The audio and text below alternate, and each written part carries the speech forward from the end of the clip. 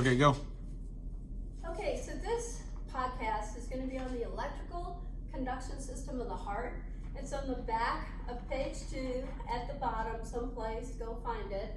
And all the steps will be listed, and then I'm going to draw them on this heart in the middle. But before I do that, I also redrew what's on the board, and this is already uploaded on Moodle under Corona test tube material. So it's a drawing of all this. Great. All right, now, just to remind you about the heart wall, these are cardiac myocytes, cardiac muscle tissue cells. And last semester, they're little short round cells. And basically, they have these little extensions, cytoplasmic extensions coming out like little legs. And so those extensions last semester were called bifurcations. Bifurcations. And so bi means, of course, two, and furcate means to branch. Branch or split.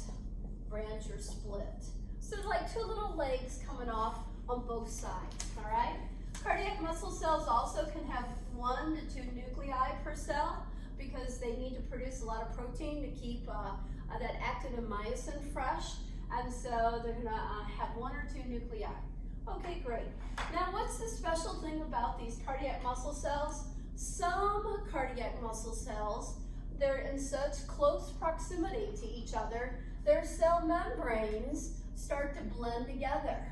And so their cell membranes blend together, and it becomes like a little fat pad right here, a little fat pad between them. And so here they are, and then it would continue on the other side if there was another cardiac muscle cell.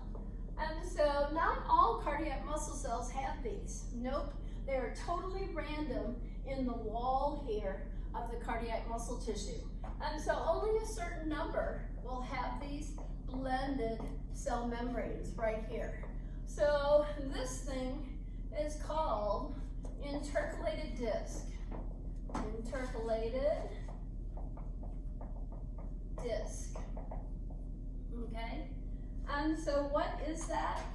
And essentially it is a blended cell membrane.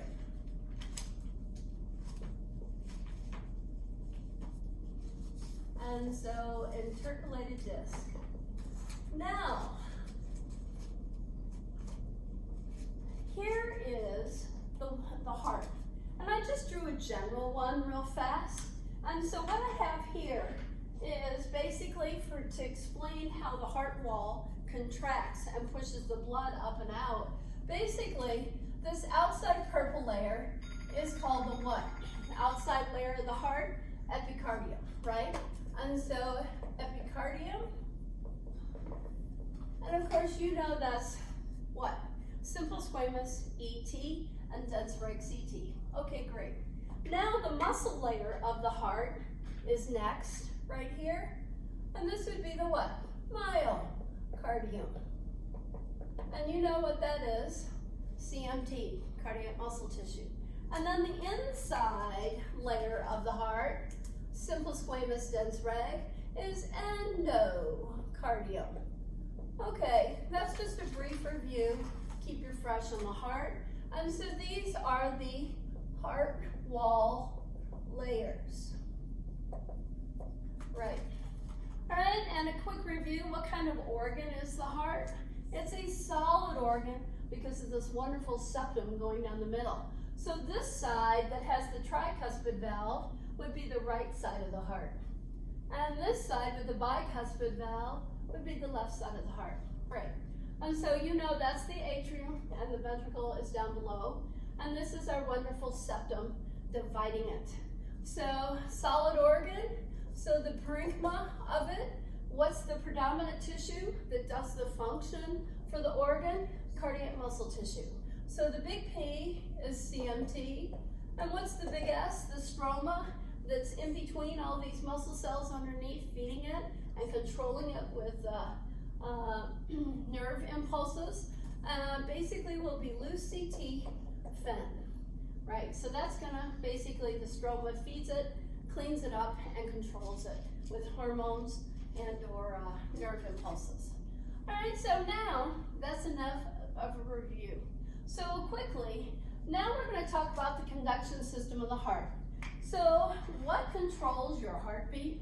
Basically, the vagus nerve. The vagus nerve, which is going to be under the control of the medulla and the pons up in the brain. Now it's going to speed up or slow down your heartbeat. So this is what happens first. Here comes the vagus nerve, and the vagus nerve is going to go into, right here, into the upper wall of the right atrium. So vagus nerve has to happen first. The vagus, number 10, right there.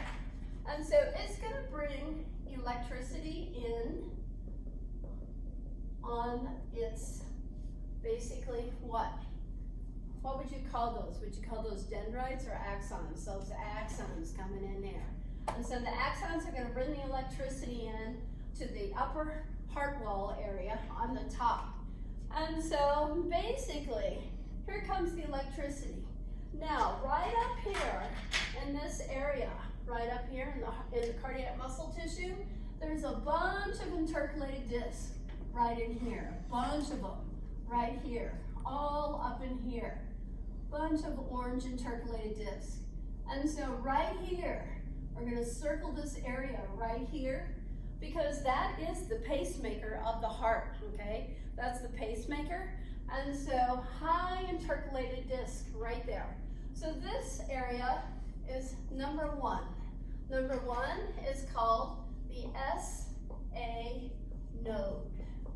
And that stands for sinoatrial node, commonly known as your pacemaker. Okay, your pacemaker.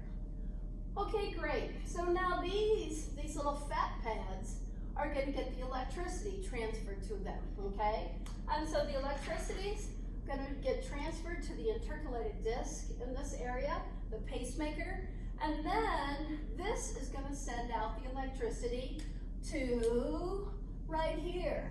There's a bunch of intercalated discs going down this way and down this way, and then it's going to send it over here. The electricity goes all the way through the atrium here. It's going to go all the way across right here. And then it's going to send the electricity down this way. So the electricity will go down some intercalated disc here towards the valve, okay, towards the valve. So basically, what's happening is the pacemaker is going to make the electricity move and contract right and left atrium. So basically, this is going to contract everything, the atrium, and so that's what the pacemaker does. And so it's going to contract the right and left atrium. Right and left atrium, both of them, so that it will send blood. When these two areas contract, the blood's all going to go down to the ventricle. So like that. It's going to come down, and here comes the blood. Right. So it's going to go down to the vents, and there it goes. So that is step number 1, okay? It's going to contract both of those. All right, now another function of the pacemaker is going to move the electricity to another area that's going to be high levels of basically intercalated discs. So I'm going to make a blue right here above the tricuspid valve, right next to the septum. And so basically there's going to be a lot of intercalated discs right in this structure right here. So this is step number 2. Step number 2 right here. And so this is called, we're going to go up here and put a 2. And the electricity is going to come here and it's going to stimulate this area of intercalated disc right there. And so number 2 is called the AV node. The AV node, number 2. AV node. And so that stands for atrioventricular node. Okay, great. So now what does the AV node do? Basically, the AV node is going to send the electricity right here to the middle septum. And so it's going to send all the electricity right here, right over to the upper part, right here, of the septum. And so that's what the AV node does, okay? So the AV node transfers the electricity to the top of the septum, top of the IV septum, right here. And so now, do we have a name for that top part of the, right here, all of this area that's going to have all these intercalated discs? Sure we do. And so this top part right here is going to be number 3. Number 3, right there, number 3. That's not so good, right? And so number 3, it's good in my picture. All right, so what do we call that? The AV bundle, okay, the AV bundle. So number 3 right here, number 3 is equal to the AV bundle. The AV bundle. And then what does the AV bundle do? It sends the electricity down the septum. So the AV bundle is going to move electricity down the septum. Okay, that's a little sloppy, but that's okay. And so it's going to go down the septum. So basically, the AV bundle will contract the top part of the septum, and then it's going to send the electricity down like this. Sends it down the lower septum. So here goes the electricity all the way down. And you've got a bunch of intercalated discs that sort of make like a railroad track right here, okay? And so now what are we going to call these two railroad track-like structures? Well, this will be number 4. Number 4, the 2 railroad tracks.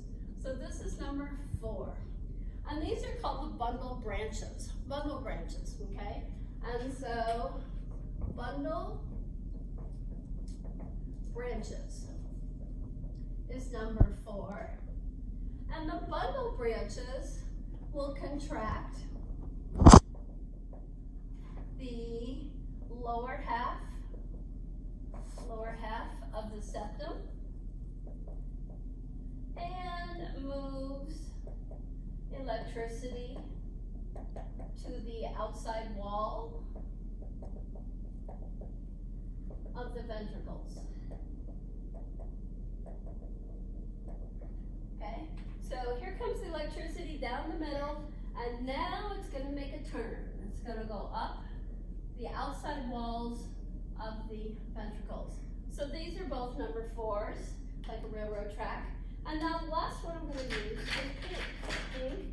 And so now there's a bunch of intercalated discs that go all the way up to the outside ventricle wall, right here. And so the intercalated discs go all the way up, like that, and all the way up, like this. And so the electricity's gonna follow these intercalated discs all the way up on both sides. So this is gonna be what? Number 5? Is it number 5? Mm-hmm. Yep, number 5. And so these are gonna be called Purkinje fibers. The Purkinje fibers, all those intercalated discs, right? Purkinje fibers, and what do? They contract the right and left ventricles, ventricle wall, right here. So when this gets contracted and this gets contracted, all your blood is going to be pushed out, right?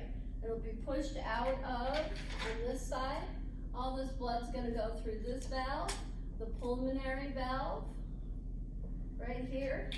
And so when this contracts, it'll go up and out like that. And on this side, I'm doing it red because of the oxygen. And here's the aortic valve. Remember that, peace sign. And here goes the blood up and out the aorta. And so there it would go. So that's how the entire wall essentially contracts. And it's based on the concentrated areas of intercalated disc. And so they actually make like two, like a railroad track here, and then just a single track going up both sides of the wall.